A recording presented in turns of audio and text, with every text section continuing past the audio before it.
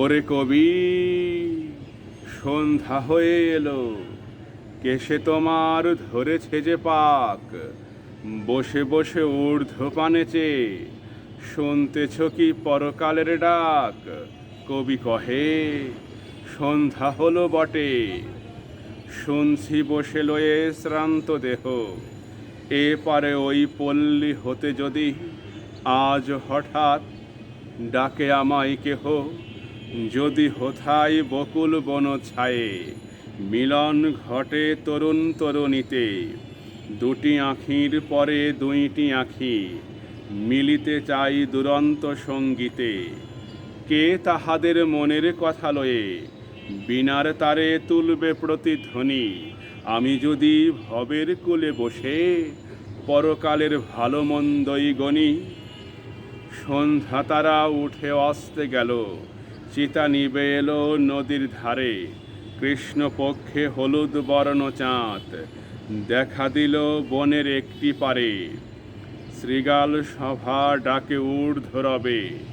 পোড়া বাড়ির শূন্য আঙিনাতে, এমন কালে কোনো গৃহত্যাগী হেথাই যদি জাগতে আসে রাতে, জোর হস্তে ঊর্ধ্বে তুলি মাথা, চেয়ে দেখে সপ্ত ঋষির পানে, প্রাণের কোলে আঘাত করে ধীরে সুপ্তি সাগর শব্দবিহীন গানে, ত্রিভুবনের গোপন কথাখানি কে জাগিয়ে তুলবে তাহার মনে, আমি যদি আমার মুক্তি নিয়ে যুক্তি করি আপন গৃহকোণে, কে সে আমার পাগ ধরেছে বটে, তাহার পানে নজর এত কেন? পাড়াই যত ছেলে এবং বুড়ো, সবার আমি এক বয়সী যেন,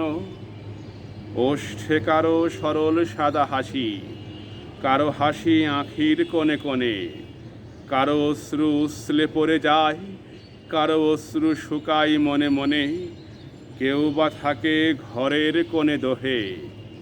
জগৎ মাঝে, কেউ বা হাঁকায় রথ,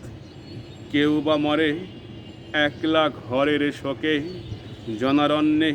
কেউ বা হারায় পথ, সবাই মরে করেন ডাকাডাকি, কখন শুনি পরকালের ডাক? সবার আমি সমান বয়সী যে, চুলে আমার যত ধরুক পাক।